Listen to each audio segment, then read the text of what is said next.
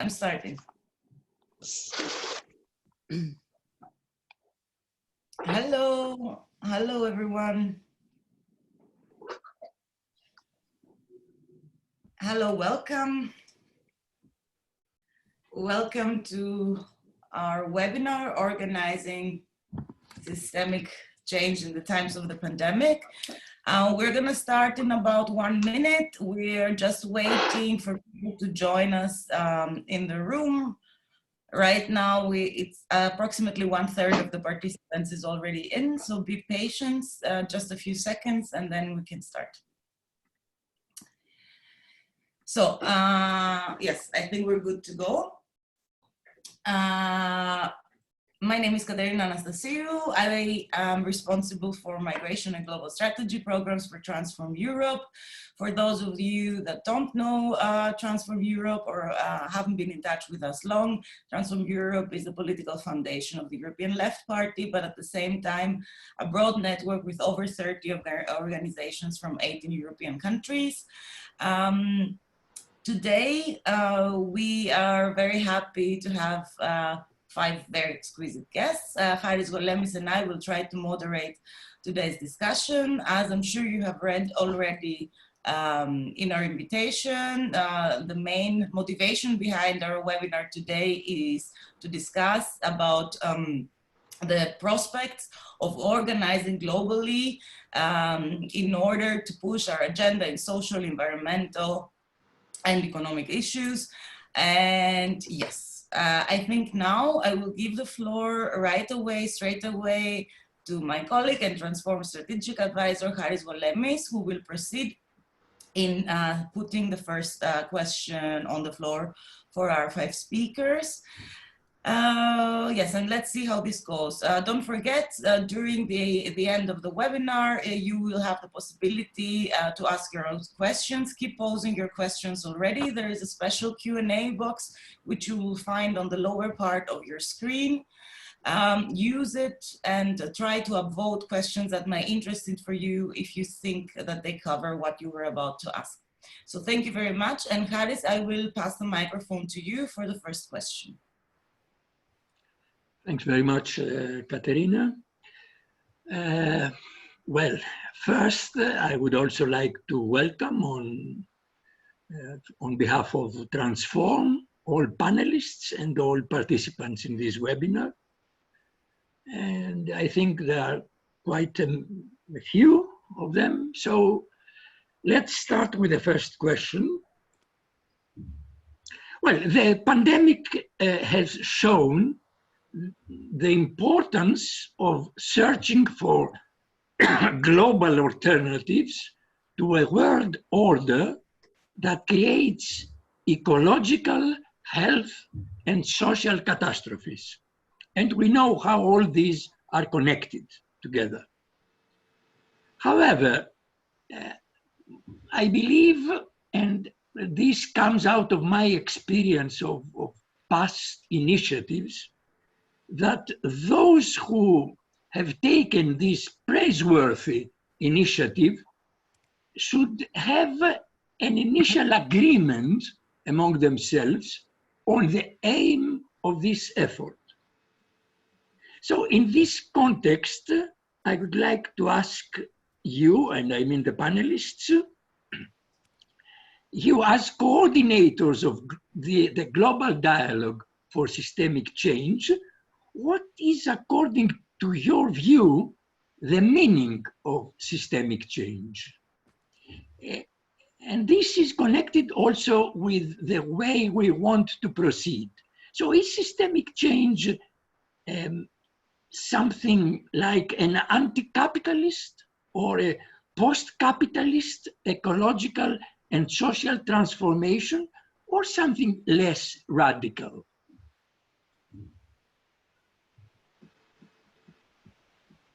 That's it. This is the question. It's straight to the heart. Maybe you pass the microphone. Who would you like to have answering your question first? You have to pass the mic, Haris. Let's start with Raffaella, I would say, okay? Raffaella Bolini, Archie Association Italy, and long-time activist in international forums. Rafa, please take up on Harry's question. Yes, first of all, thank you for inviting me, and thank you for giving so important space to this process of the global dialogue attempt to recreate a dialogue at the global level among social movement, social actors and activists inside the crisis. And so I would like to start answering your question by using what I consider the most clever sentence I read in the whole lockdown. It was written by Luciana Castellina. Many of you know her, 90 years old. 91. Not yet. Not yet. The 9th of August, which is, you know, a very important person from the left in Europe, in Italy, and at the global level. And she wrote it for our Liberation Day. She tried to create a link among the partisans and us, mainly to the young people today. And she wrote, I read it, they, the partisans, they made an assault on the sky, a risky offensive, the reckless ambition to create something you never knew what it could be.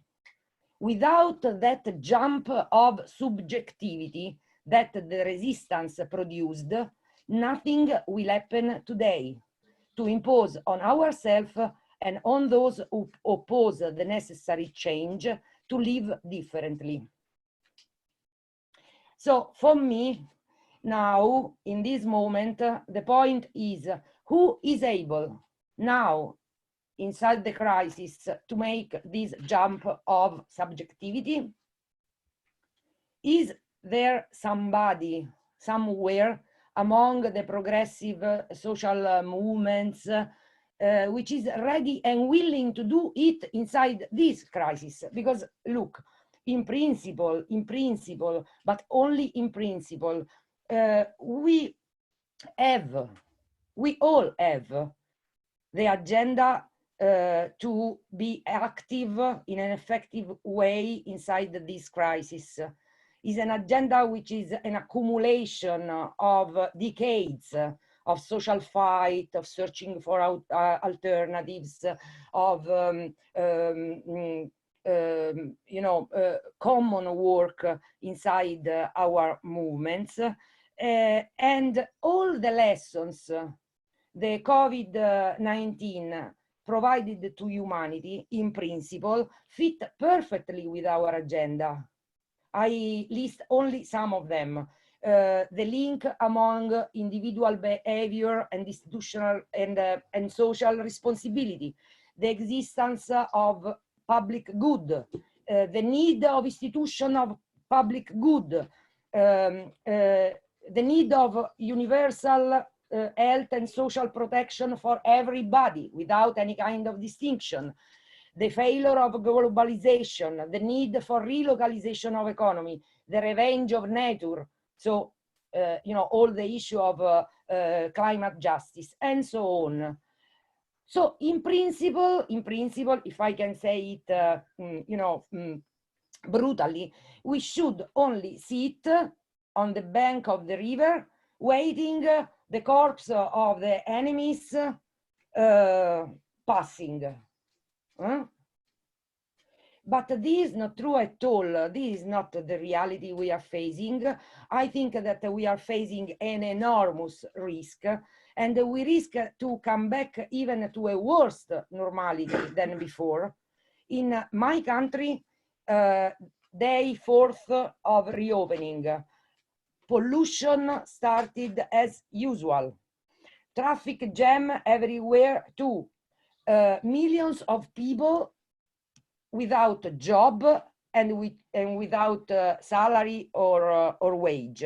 And in the global south, of course, the situation is much more dramatical.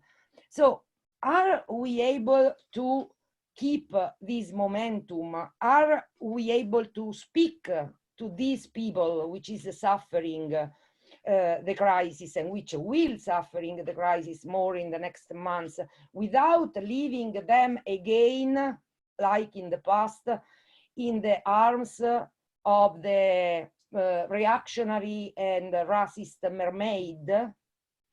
In our country, they are already at the offensive, searching for the migrants and go to escape, and being at the head of the poor people left behind. Are we able to take a visible place to offer another approach, another solution, some hopes to our people? So I think that, to finish, that in this emergency period, we cannot simply go as usual.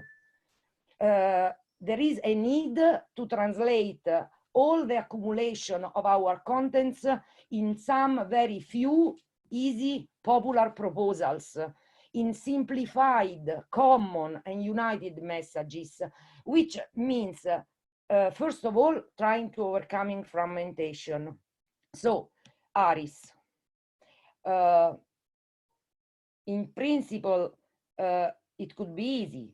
In practice, we know is not so easy. And is it this attempt to find simple messages, to simplify our agenda, to speak to people? It is, you know, revolutionary. It's a revolution to speak about universal public health, or it's social democratic.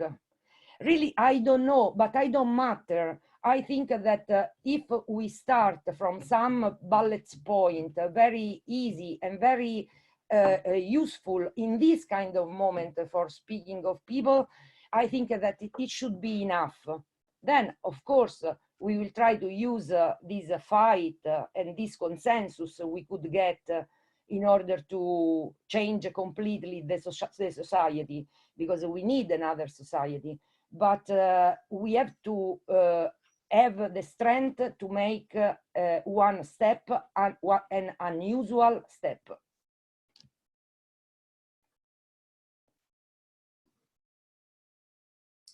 Christophe?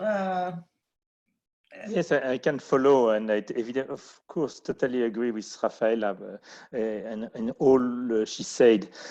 For me, the starting point of this global dialogue is the fact that we are really at a tipping point, a big turning point, not only because of the confinement. More than half of the humanity was or is still locked down in their home without the possibility to go out except for a few hours, which is an unprecedented reality for all of us. It's the first time in our life that we are living this reality. But that it's only the beginning of the tipping point, because we see the recession and the shock on the economy, which will be much worse than 2007 to 2008. It's more like after the Second World War or after the crisis of 2019-29. And this economical recession will have a huge social and political impact.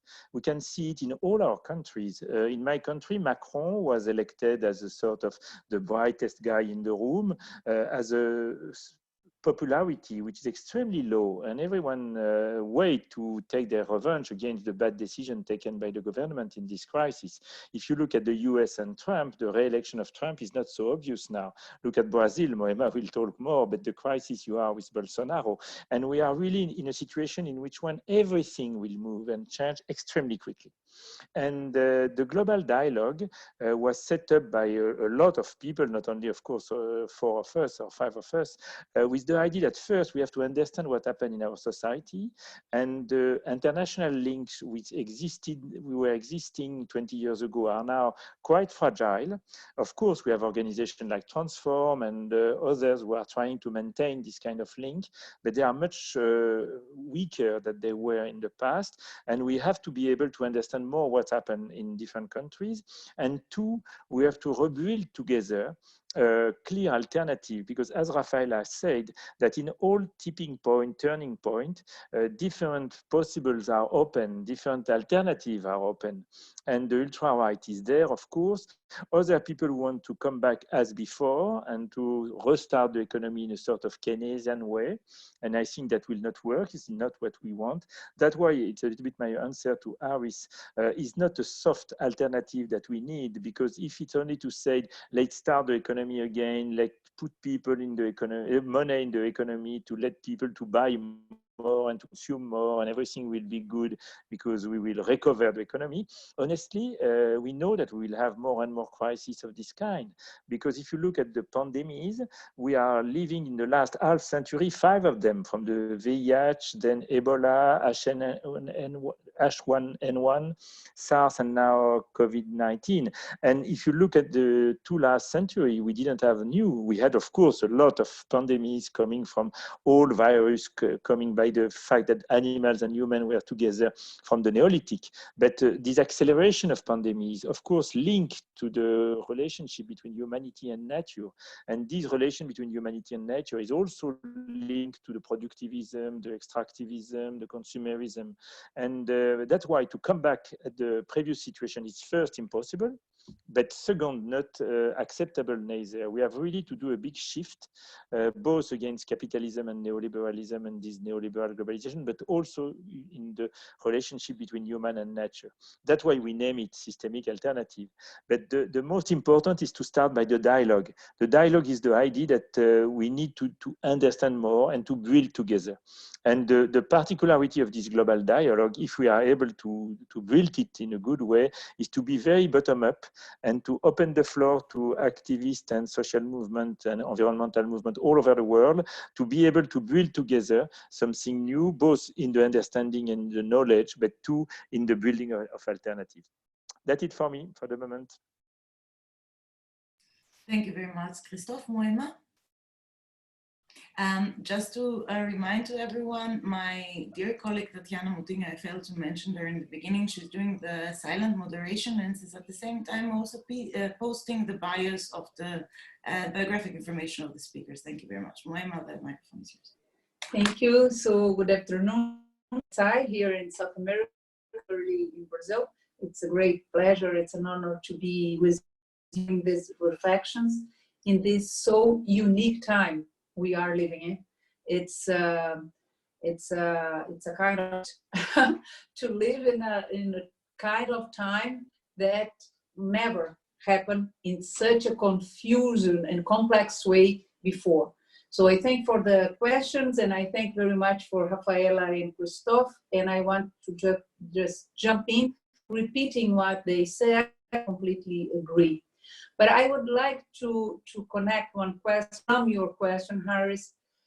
Normally we think about political alternatives in terms of rational options. So if we take a look in what's going on, and in a scientific way, we put A plus B, and we know that the solution is anti-capitalism. And of course, something that is completely different of what we have had in the last 20 centuries. So this is rational, this is obvious, this is scientific.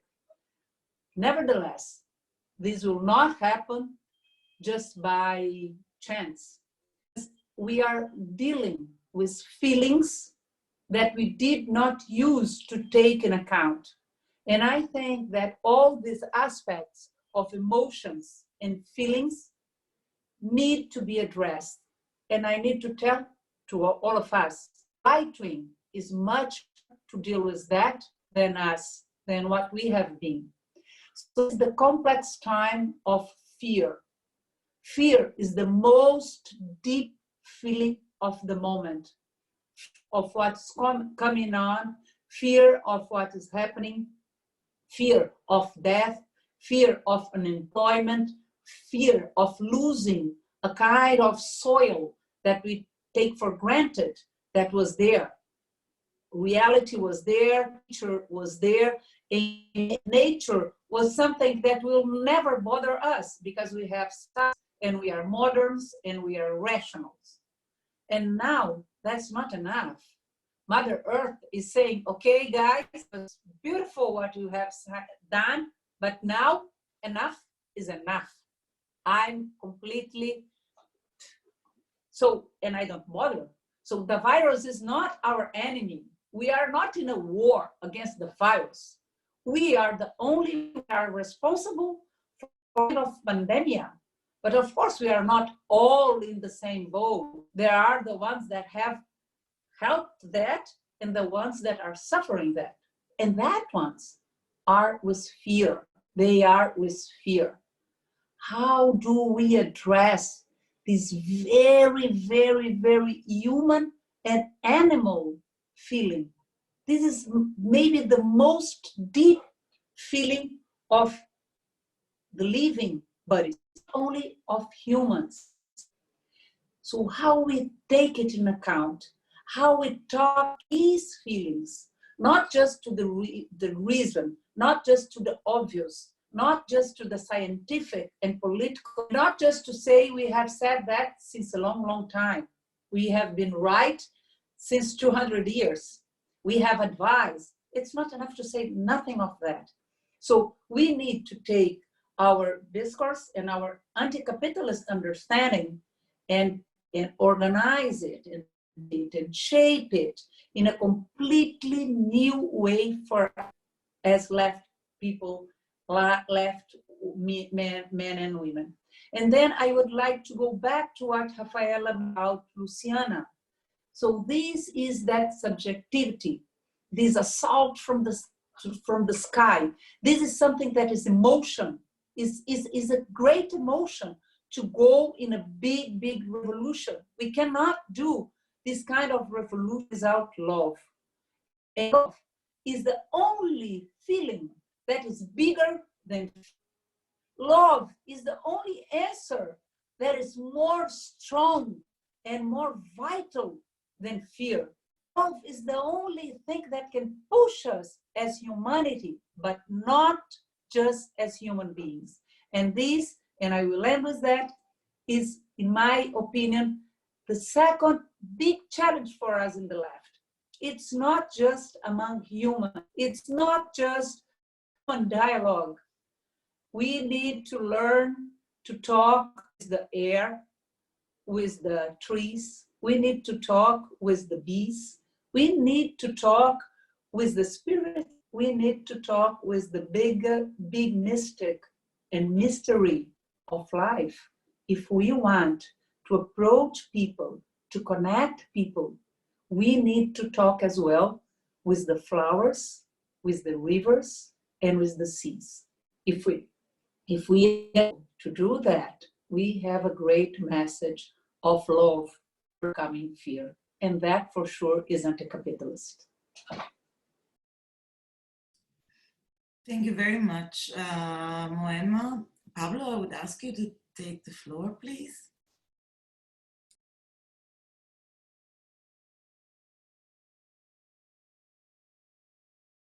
Sorry. Yes, I think we speak about systemic change because we're living a systemic crisis. And we have to understand the systemic crisis because I think it has started in 2008. It didn't start now. And we didn't realize this was happening. And we lost a big opportunity. We lost almost 10 years to prepare ourselves as, however we want to call, left movements, environmentalist activists, feminists, to prepare ourselves to what was coming. And now it's here. And it will not be over. So I think the systemic crisis is going to go on. It's going to go deeper. It's a crisis that involves the economy.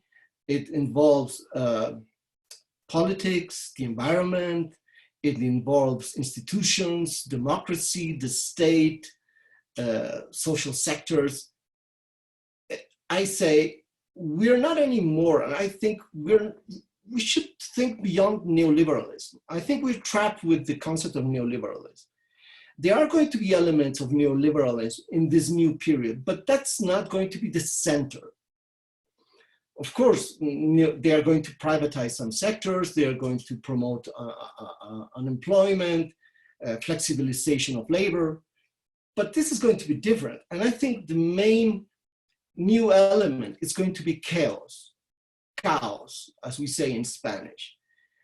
And so this is a new kind of capitalism that we're going to face, a capitalism that never goes back to any kind of normality, that lives in crisis, that lives in chaos, and where you have, forgive me, the anarchists, and anarchy at all levels and everywhere without really knowing where is it going to go and move.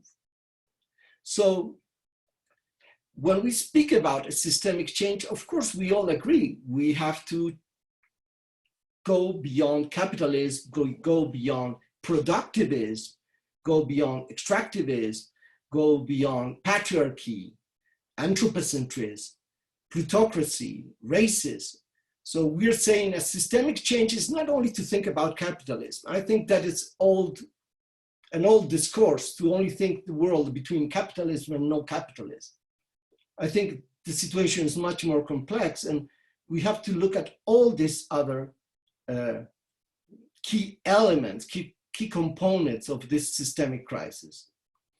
And the idea of the global dialogue is to recognize that we are not prepared for the current moment. Everything that we have learned and done is not going to be enough to face this systemic crisis. We have to rethink everything. And this is the key. So I don't think we all agree on everything, and that is great. We have to begin to openly speak about our differences. Because why is the right wing coming back? Because of our mistakes, our failures. It's not because they are clever. I have a right-wing government in Bolivia, and I blame mainly the previous government because they did everything wrong. And of course, the right wing will take advantage of deep, deep, huge mistakes that the left of progressive governments do. So we have to be very autocritic, self-critic with ourselves.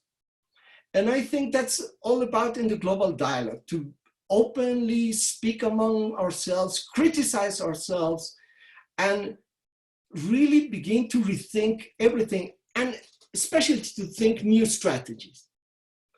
And strategies not only to address, I know there are key issues like in unemployment now, there are issues of hunger, but there are other issues that are very much linked, like the role of the state, like multilateralism, like the relation with nature, like the issue of rights for humans and rights for nature.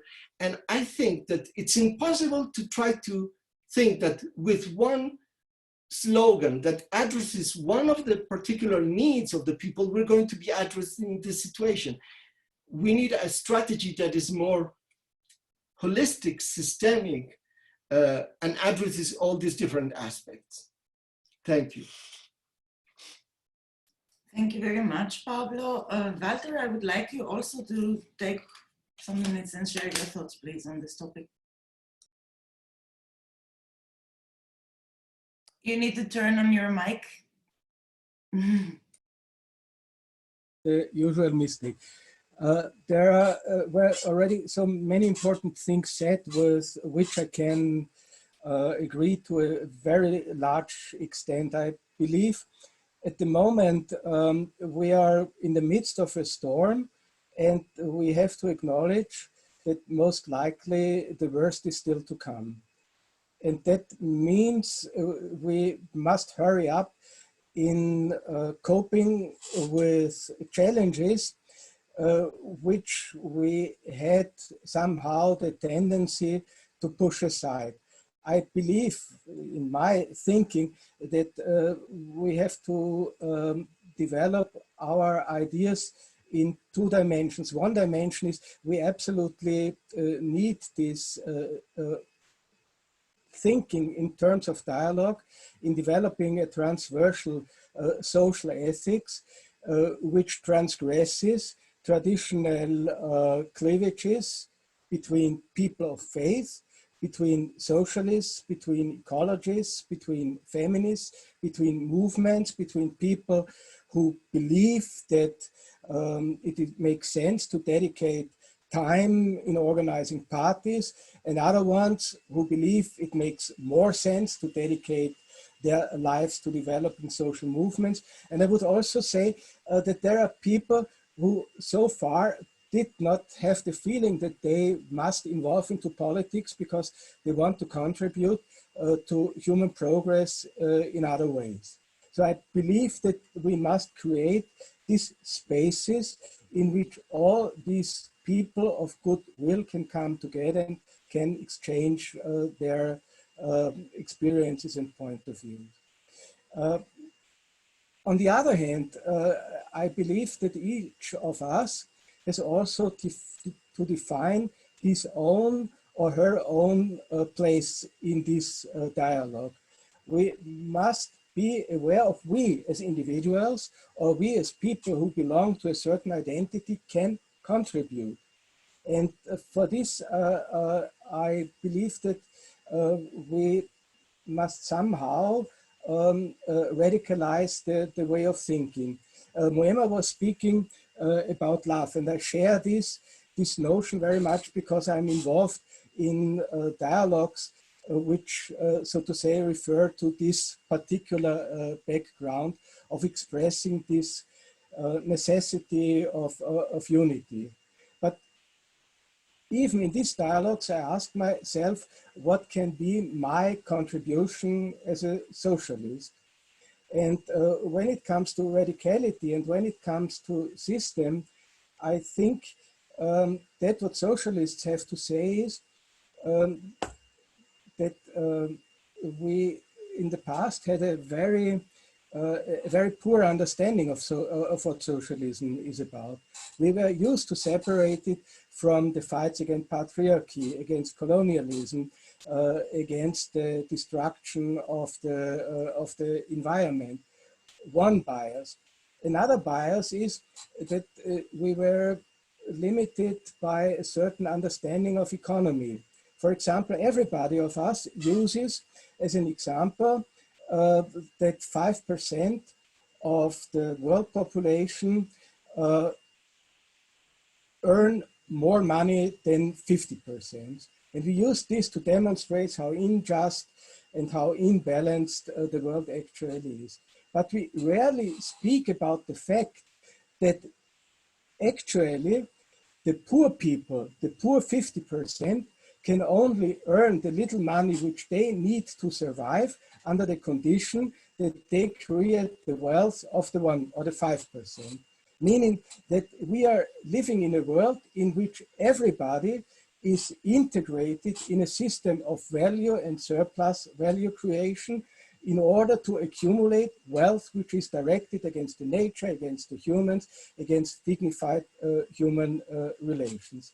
And when talking about system, I would like to talk about this very fact that we are alienating ourselves from the world around us and from ourselves.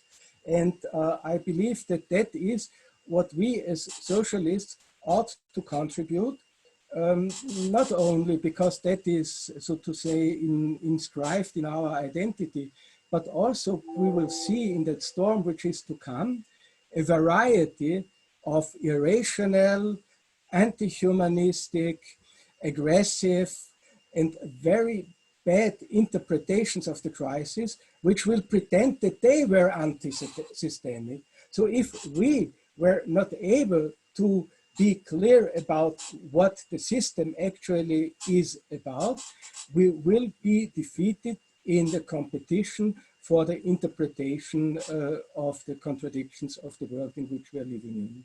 And I believe that when talking about love, this is, so to say, the gift which socialists have to give those people with whom they want to relate and to unite in love and solidarity in order to create a better and a more human world. So Thank you very much, Walter. And now I have a difficult task to wrap up a little bit and come to the second question. We're quite good in time, so I will ask again, I will do a round regarding the second question. Walter, Haris, you would like to add something or open your microphone? We cannot hear you. Your microphone is not turned on. Sorry. I would like to say just one sentence in order to see what I can see as a common ground in what we have already said. First, let's be clear that my question didn't have a sectarian approach regarding the, as Walter said, need of having an open space of dialogue. But from what we said, it is obvious that we understand that the systemic change that we preach or that we want to make at this moment is an assault to the sky.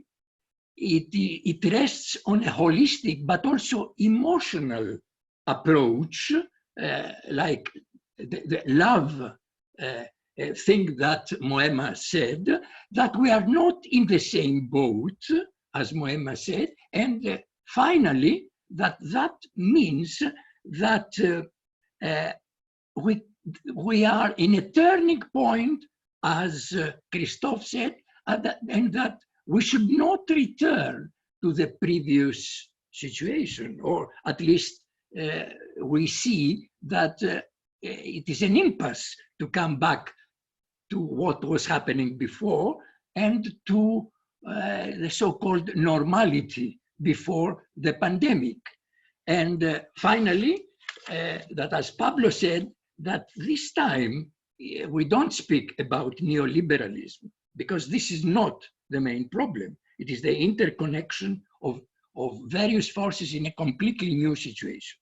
Sorry about that, but if I didn't, I wanted to be also clear with myself, because I might sound a little bit sectarian at the beginning.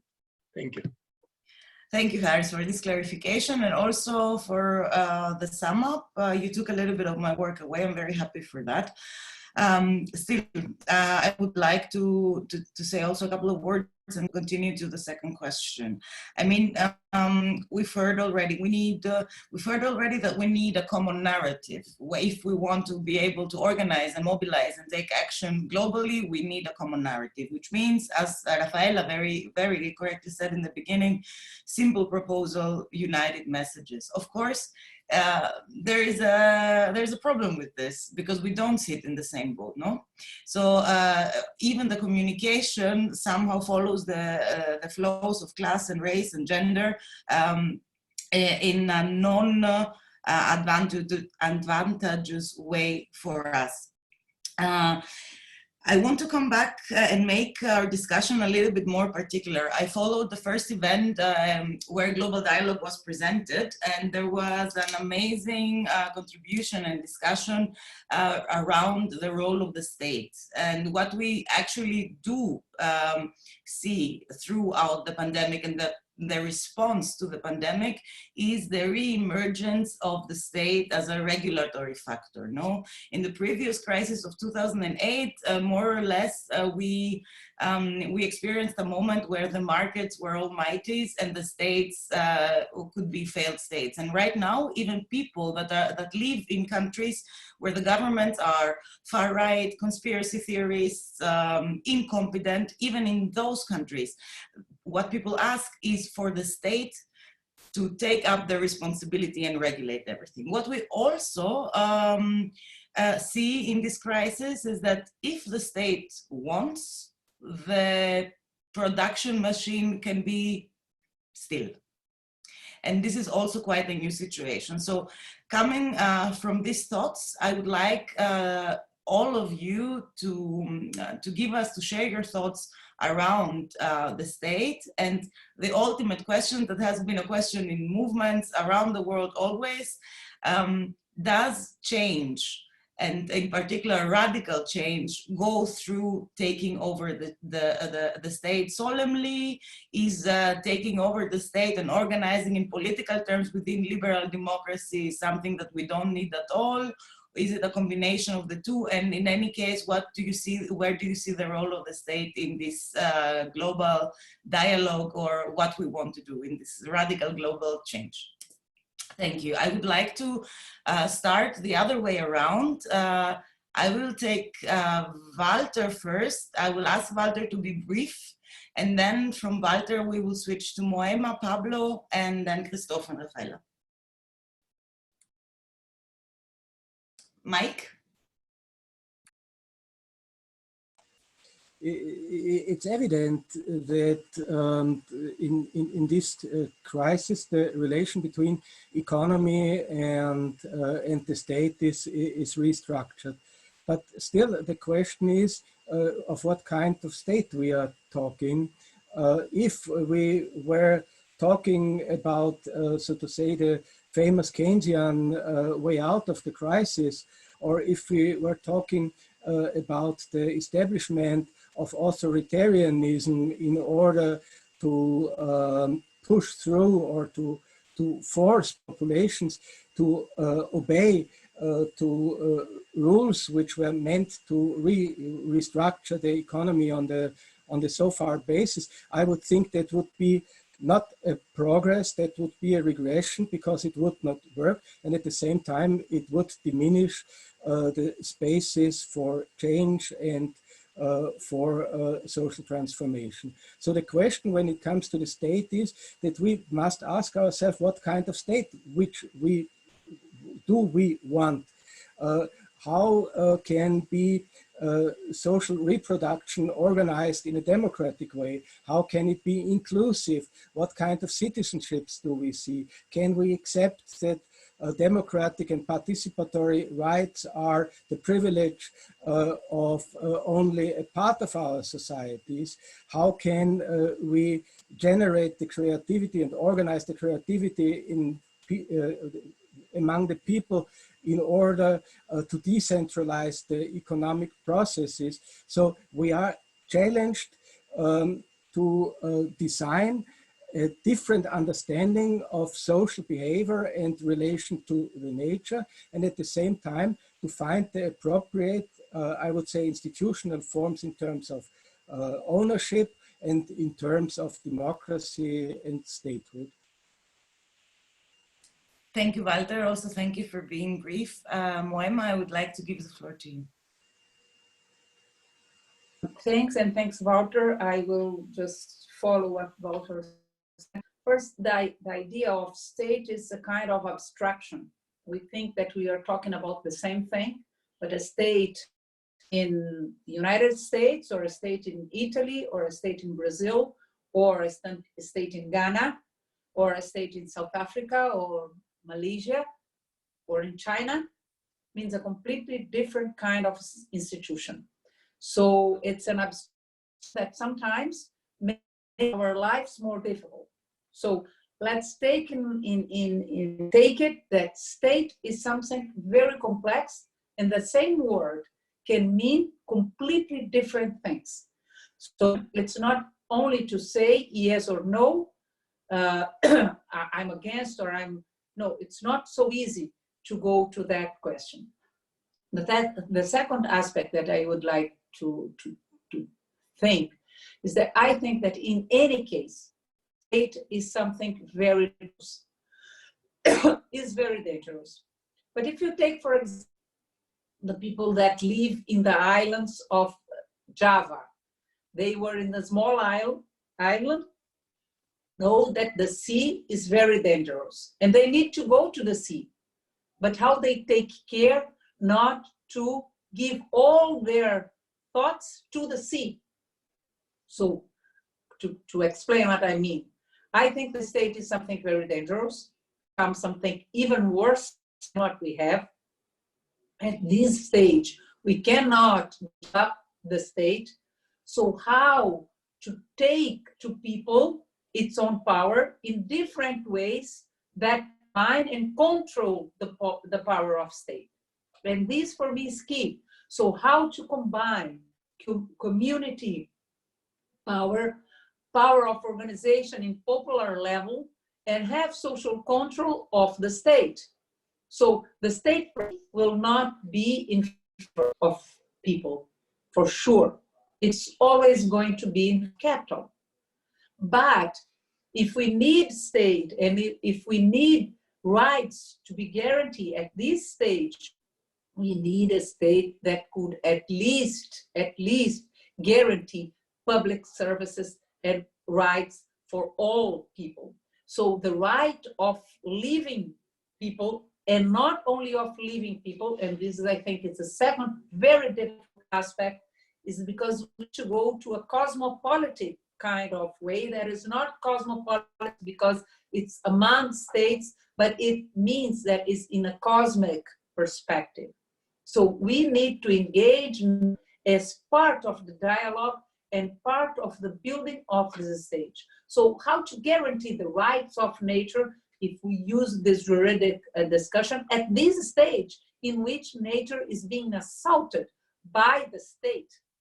So I think that we need to with very, very clear understanding of dealing with this kind of architecture of state that has been built to and in favor of a small elite. And now we need to recover state, because that is what we have, but to build something that is completely new at the same stage.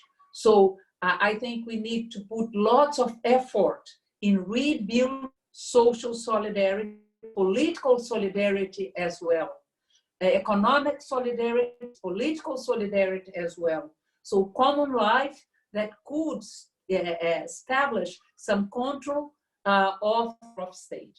So I think we need to go in this balance and connection of social, communitarian, and cosmic agreements that could put and could in some way guarantee that state would be in favor of all, not all the 1%.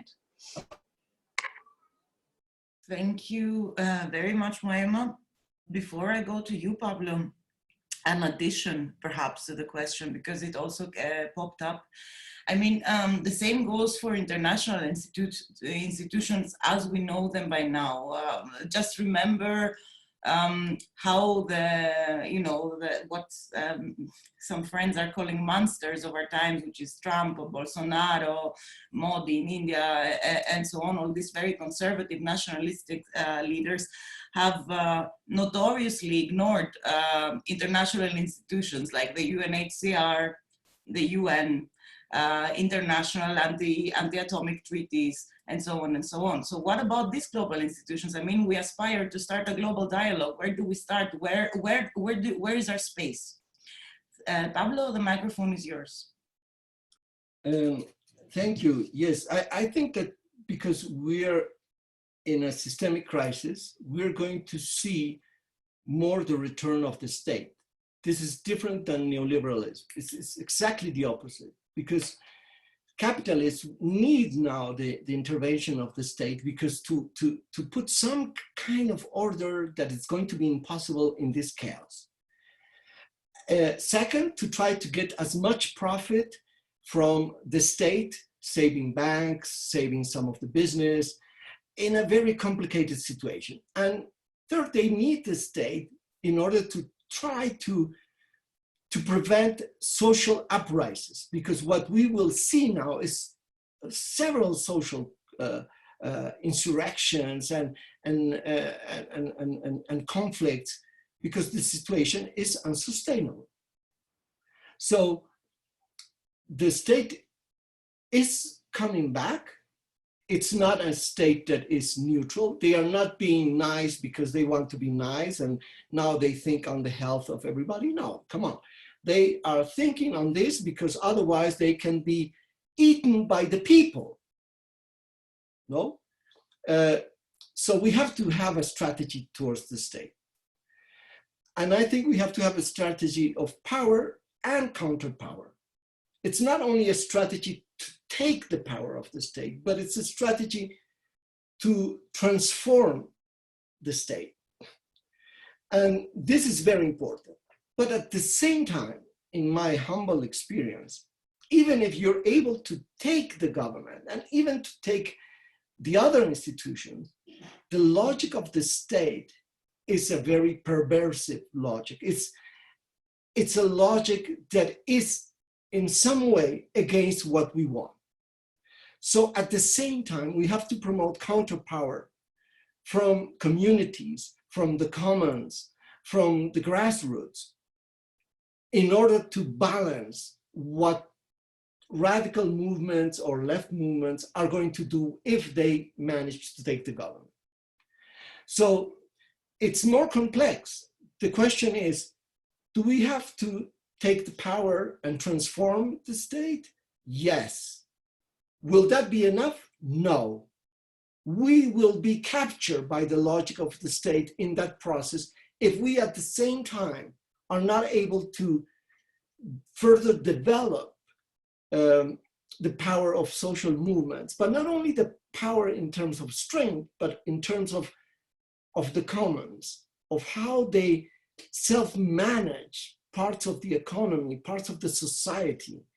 So we have to take the state power in order to decentralize it in a way so that power goes to the people. Yeah, and in relation to your other question, to multilateralism and internationalism, it's very important. It's key, because there is no possibility to address this systemic crisis if we only focus our attention at local level or national level. We have to have a discussion at international level, and we have to come with an agenda at global level. And we have to be bold, we have to be radical. I'm surprised that there is not a big movement saying, okay, we have to close the WTO. The WTO is one of the main institutions that promoted neoliberalism and created countries that are fragile to pandemics like we are seeing now. So we have to be very bold in our proposals. This is the moment to really put forward a new kind of not only architecture, but of institutions and a system of relations, not only among states, but also among social movements from different countries. Thank you. Thank you very much, Pablo. I would continue with Raffaella and then Christophe.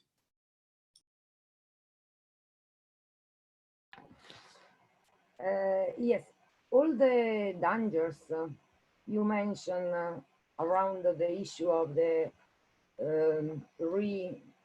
coming of the state are right. So I agree with everybody. In the same time, I try to offer you also one positive element which perhaps the pandemic provide us. I don't know if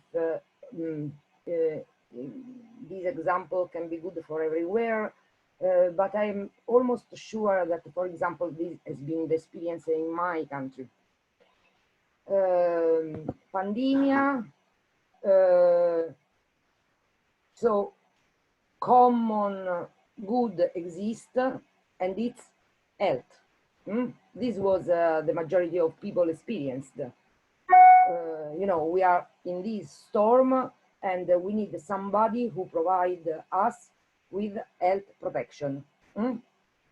And after decades of privatization of the health system, we had from the very beginning, from the first days, clearly the evidence that the private health system is not able to answer a pandemic.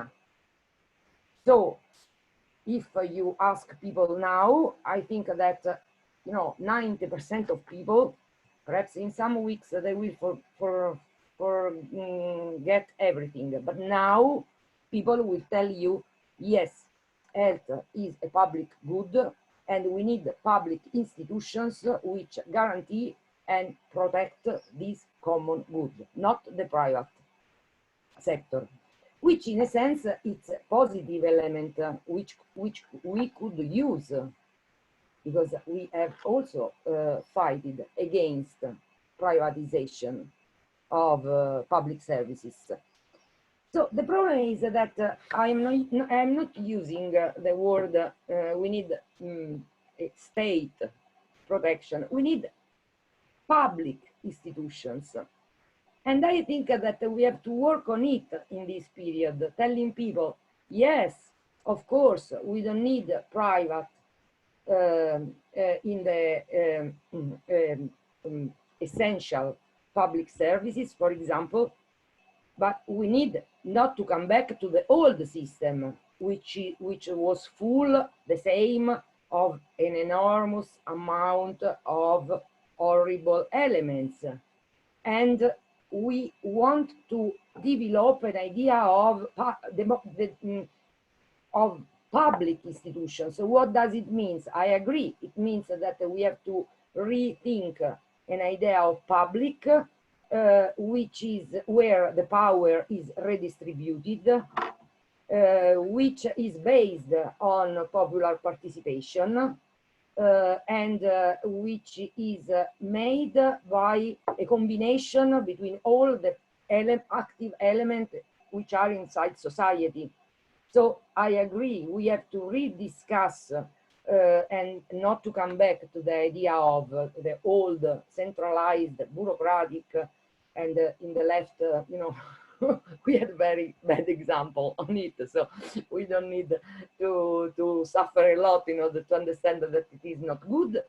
But in the same time, I think that we can profit from this need which come out from the pandemic experience, which is we need public.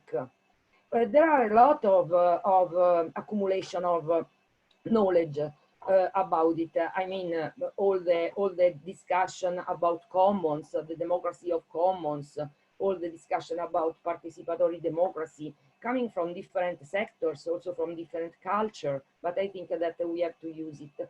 Then one last sentence on one part of the question, which was not answered by any of you. Yes, I think that we should also put ourselves the question about which kind of we have to take about our relation with the power. Do we have to take the power? I come from a very Gramscian style. We discussed last time in one of the last meetings of our little group of the Global Dialogue, preparing the next meeting on Saturday. I come from a very Gramscian style of acting. We have to be inside, outside the institution.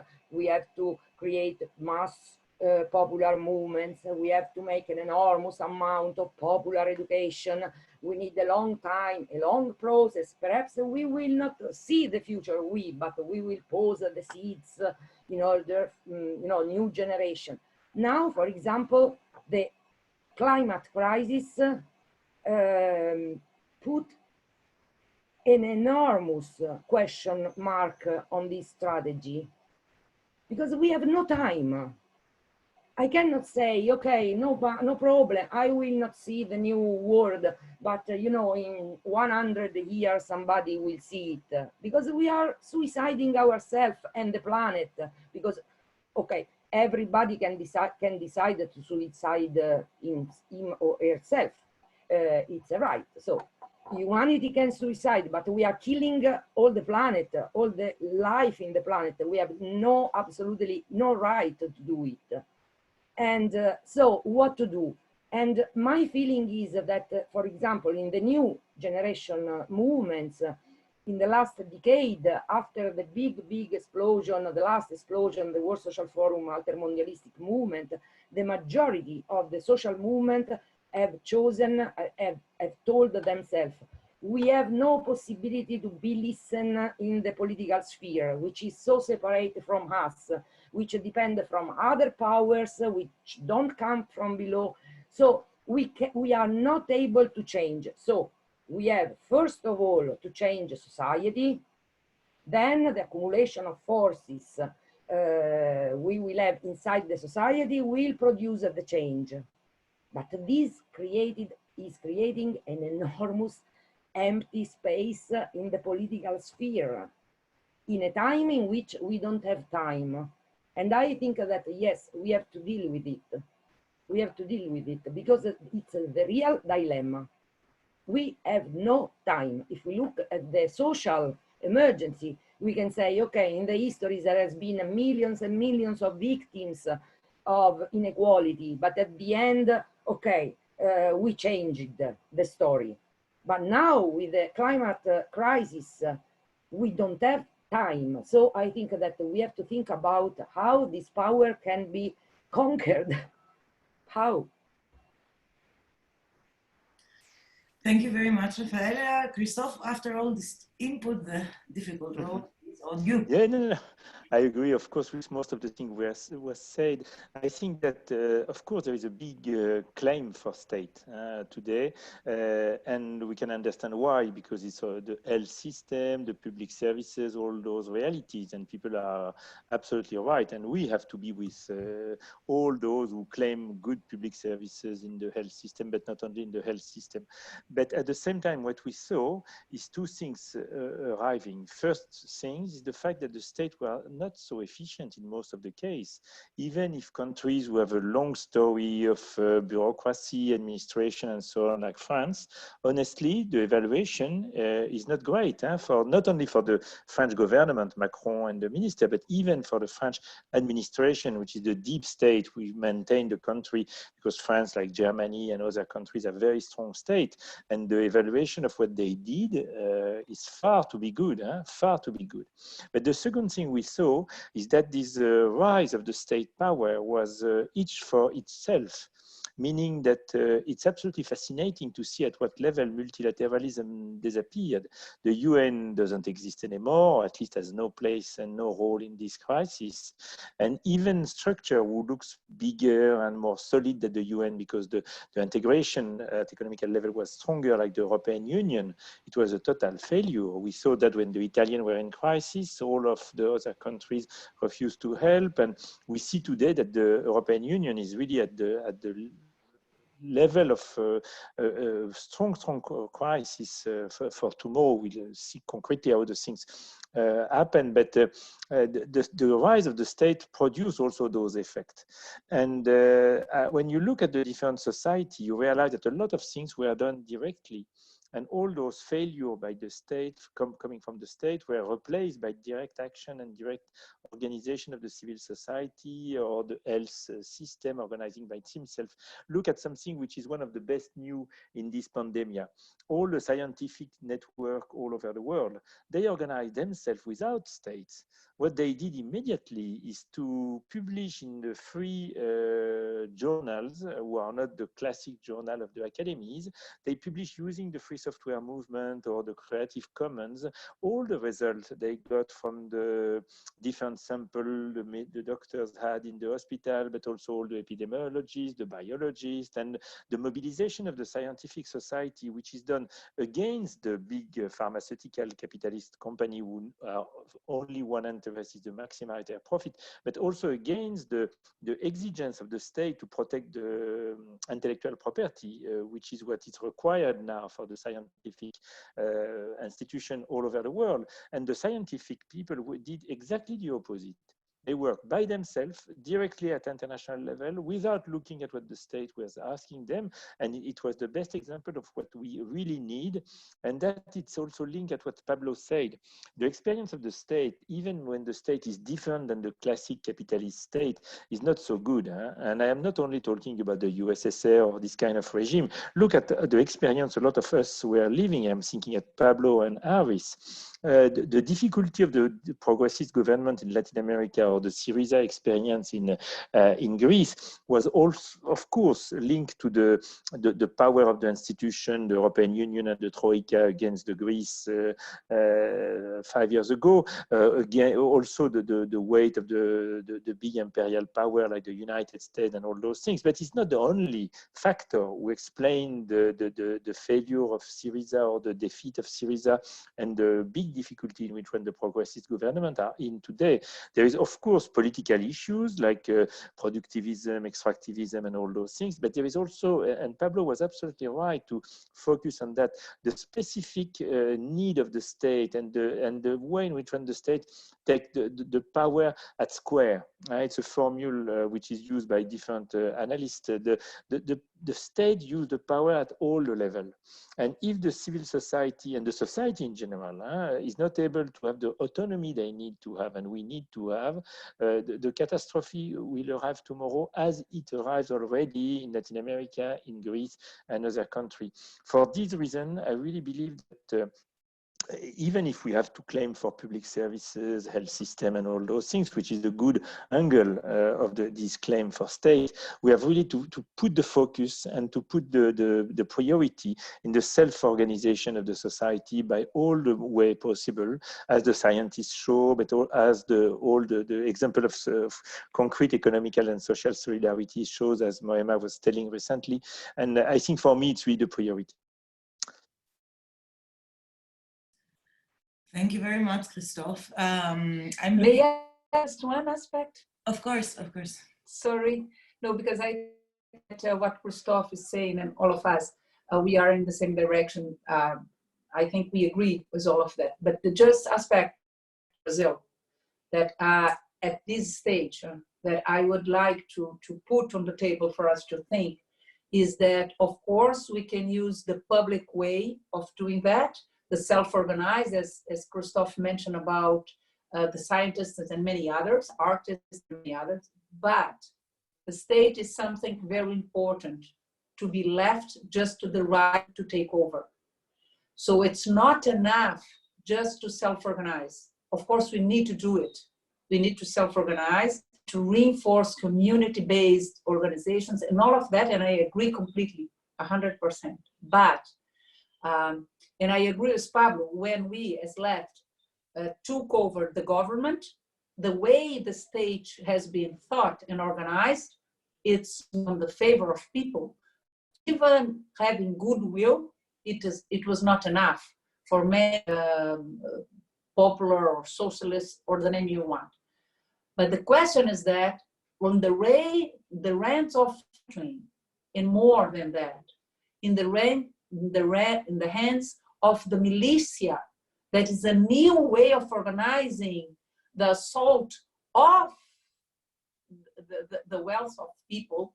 And this is quite new because it's a military power take the state on the benefit of very few and very, very, very exterminist way. And these we need to take in account.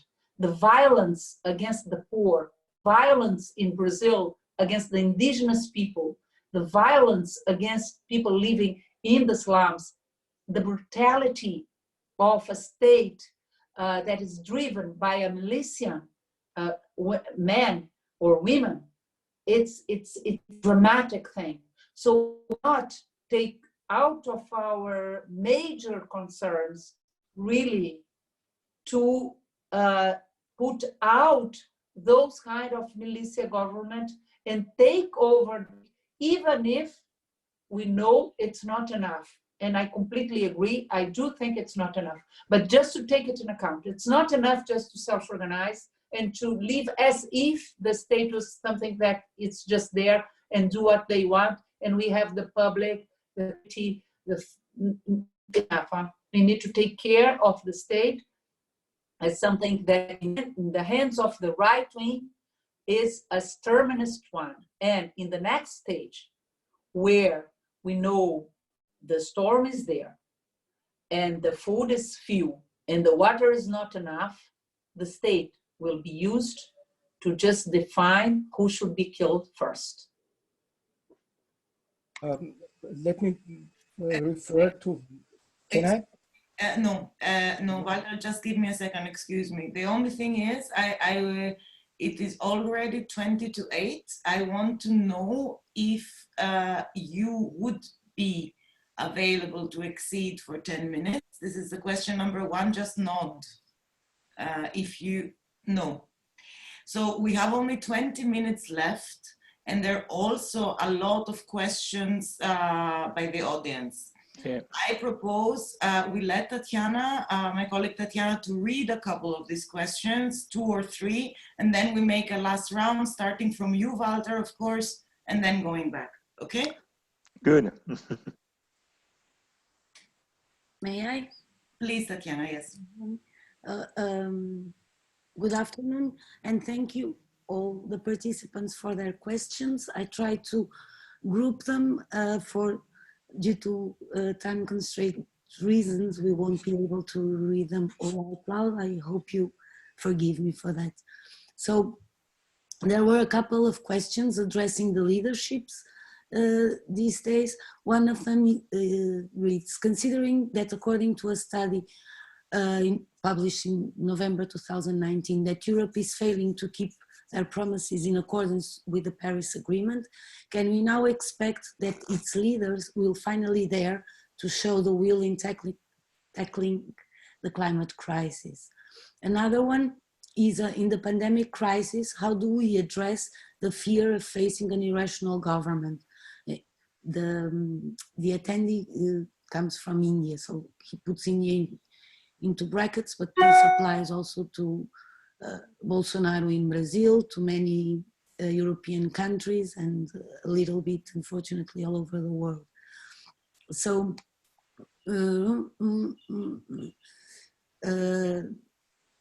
and he or she mentions measures that towards depriving the autonomy of the power of state governments and not supporting the people both economically and socially.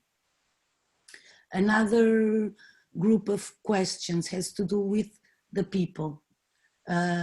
One of them reads, what would be, according to you, the status of the global efforts in tackling the crisis in the post-COVID era? Do you see it emerging as an empowered movement, or will it be weakened? Another question also related to the people. Who is the collective actor? Looking at the main international people's movements, including the dialogue between them and the Pope, there is already a quite elaborated program on social, nature, peace, and democratic issues. Demand for climate justice, La Via Campesina, the World's Women's March, among many others. They all address not only their own topic, but much of the issues of other social movements. The exception, extreme exception, would be the International Trade Union Confederation. The left tends to be more limited and often close to trade unions and only addressing social and economic issues, while the social movements tend to be much more holistic. So why not discuss the actually existing mass movements, social movements, instead of inventing some imaginary new left? And I would leave these questions if we have time for more. Yeah, quite wide questions. I hope you all will be able to keep the time, but before we start asking, one more thing. Please remember, because it's going to be the last round, also to let us know concretely what are the next plans for global dialogue. We know that we as Transform, we will support as much as we can, but let us know if there are upcoming events as well. And there were quite a few people asking what to do in practice. So if you can come up with creative proposals, please let us know. Yeah. I would say, Walter, you will fast, and then Raffaella. Yes, I want to refer actually to that what Raffaella was saying previously. I believe she touched upon the core of the strategic problem, maybe the core even of the epoch in which we are living, or at least the problem of what our generation will pass to the next generation, namely the gap between that what is objectively needed and that what the given relation of power allows. And that is, in my opinion, that is the real strategic problem. If um, I would be asked what is, so to say, necessary to do. I would say it is impossible to have the future of humanity dependent on the creation of surplus value appropriated by a minority. Or as an Austrian economist, Bolini, said, there are three goods which cannot be commodities. This is soil, environment, this is labor, this is money. And this is a civilizational impasse. And on the other hand, we have a relation of power which is unfavorable.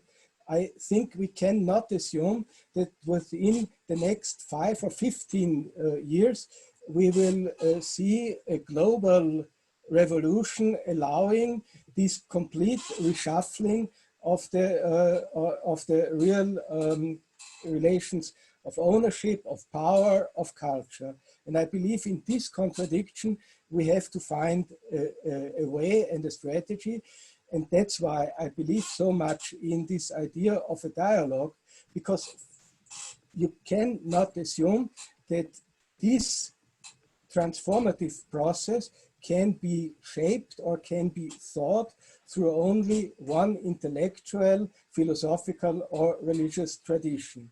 And at the same time, and that's why the state is an important instrument in this discussion, and the international relations based on states are important, because I believe that after all, it will require the capacity to find compromises which reflect the given state of the given balance of power on the global scale and in the different states. But in order, and this is my last remark in this context, but in order to create a relation of power, you need at the same time forces which are much more radical and go much farther than that what possibly can be achieved in a foreseeable future. And I believe this is a hugely complicated intellectual challenge to be both flexible, realistic, at the same time radical, to be morally in a position which separates you from the corruption and from the anti-democratic and dehumanizing ideology of mainstream capitalism of today, and at the same time be in a position to influence the real state of affairs, because that is the responsibility. We must cope with the climate change. We must find a solution for decarbonize our ecological systems. We must change the relation with the global south, do away with this unjust investment and so-called cooperation treaties. And all these things must be done at the same time. And I believe that's why we require so much a new effort in putting together not only our practical, but also our cultural and intellectual forces. Thank you, Walter. Rafa, the floor is yours. Yes. Yes, brief. I think that more or less all the questions deal with the question, big question, which kind of approach will win inside the crisis, the good one, the bad one, and we started the global dialogue by saying that in the crisis we see many opportunities for us, and also an enormous amount of risk.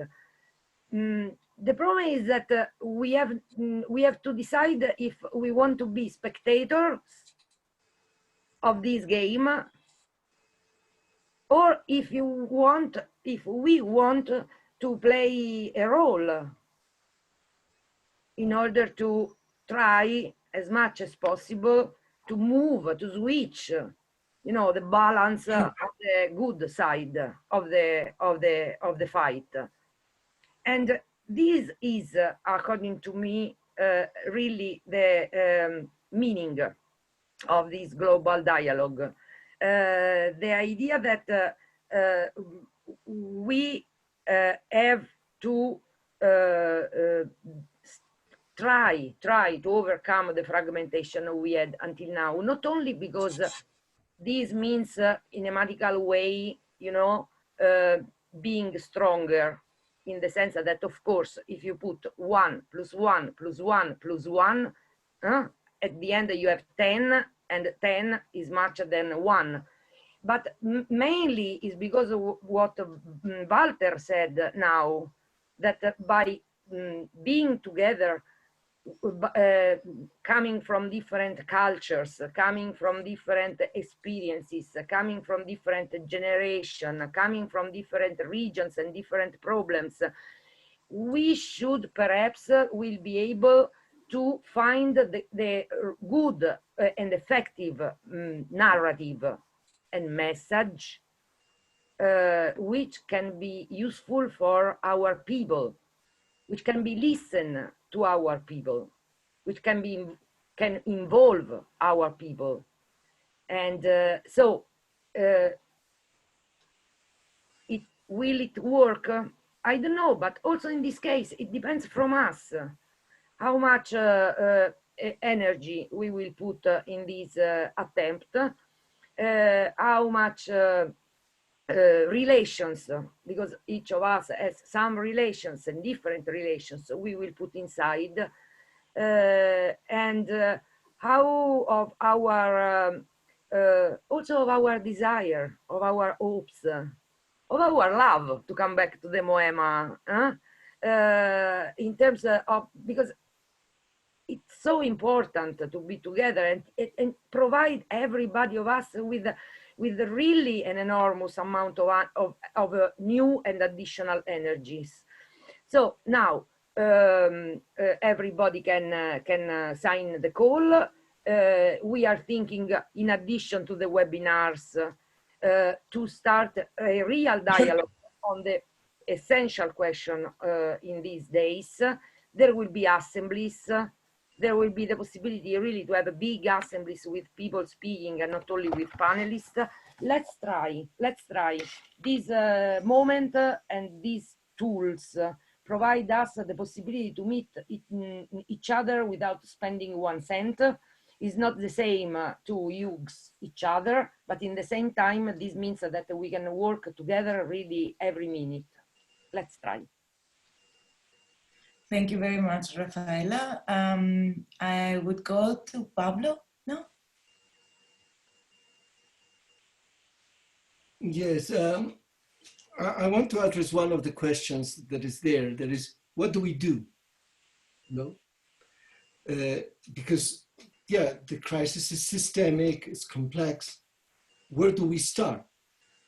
And we can have different starting points. It depends on each country, each region, and also the capacities that each one has. No? For example, in our case in Bolivia, what is happening is that, of course, the big agribusiness right-wing forces are trying to take advantage of the situation.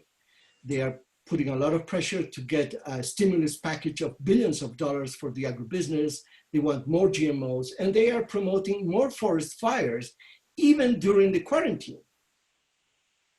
So we have said, okay, we're going to target this as a key issue because we need to galvanize in some point in order to be able to have enough forces to address more complex issues.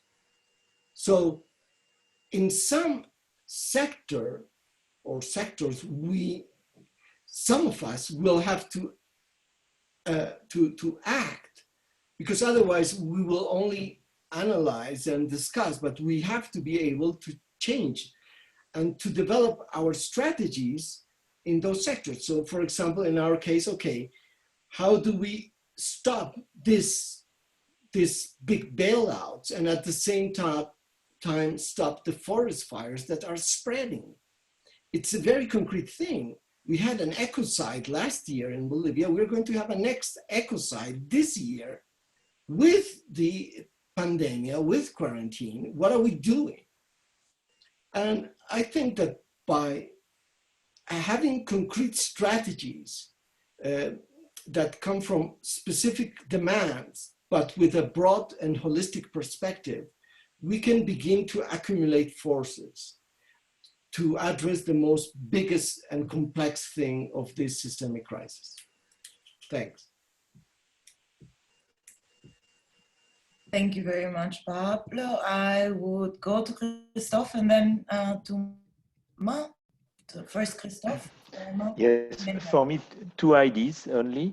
The first one is the fact that, and the good thing about, if you can say good thing, but of this situation, is the fact that we have an evolution toward the left proposal.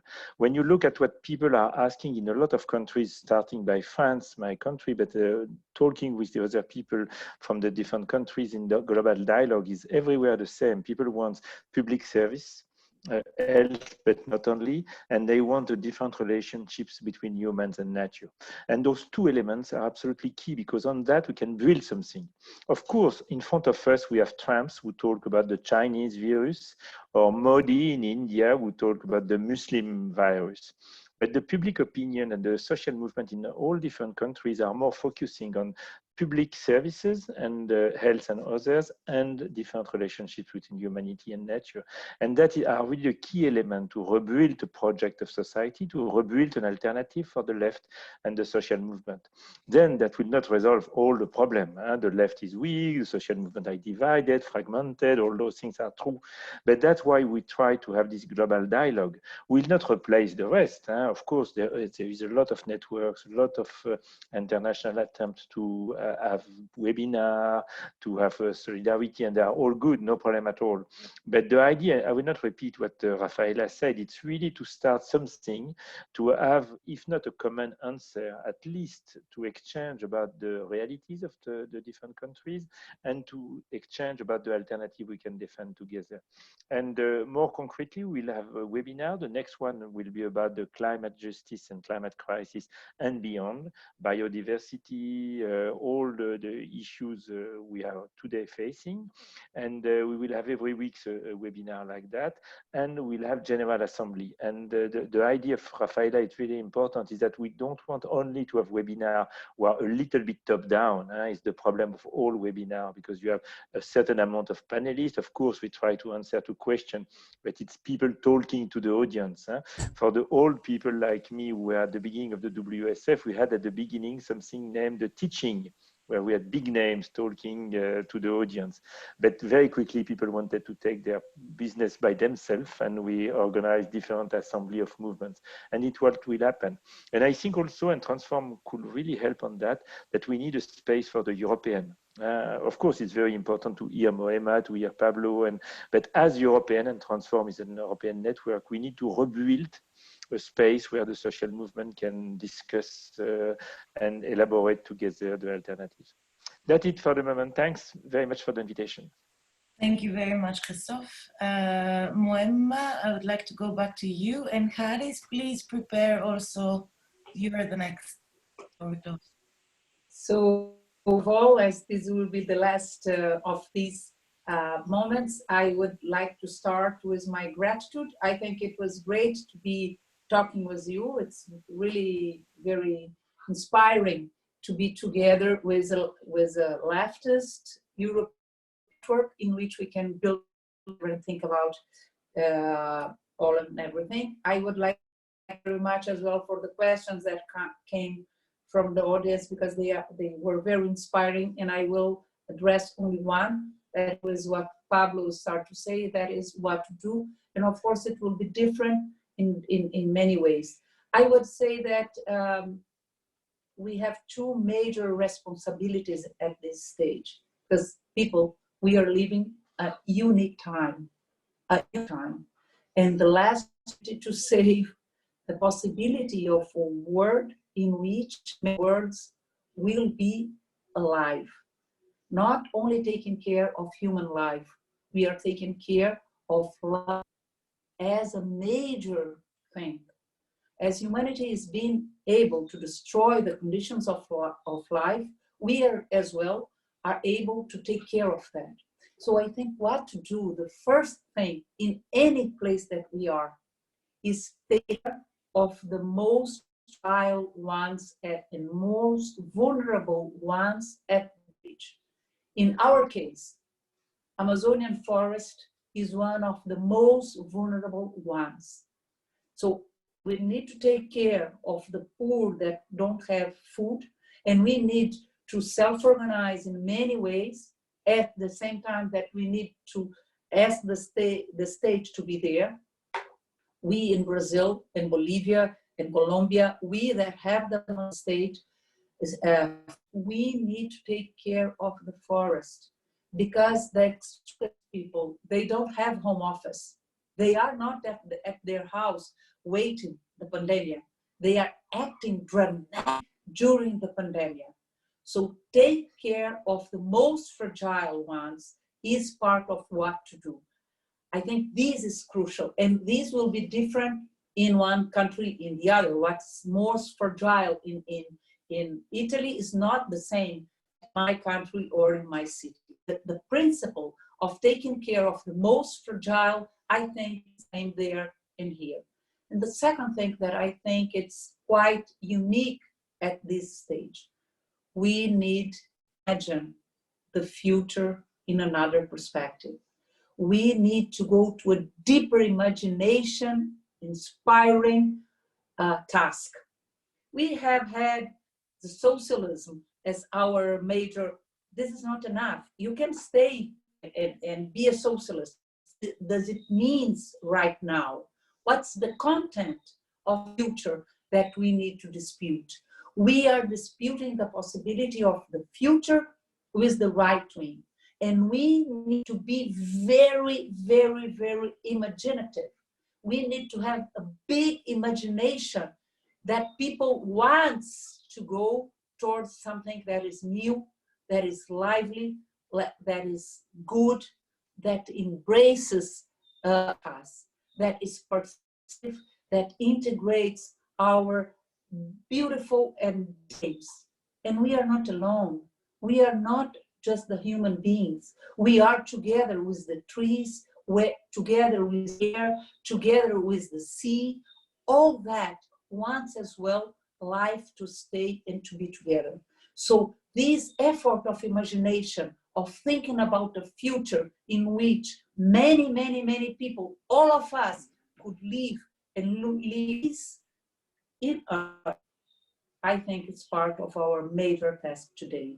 And we cannot do this effort of imagination alone, but we can be together in many things, and this is very inspiring. So thank you very much for this opportunity to share our initiatives, and we have a big road in front of us. Let's be together.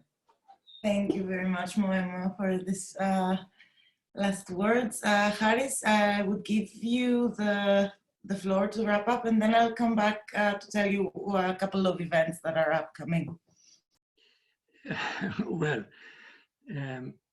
you know, one of the bad things in the political tradition, or rather of the parties of the political tradition from which I come from, was that the person from the Central Committee was coming to the meeting, and at the end he was wrapping up by simply saying his conclusions from the discussion.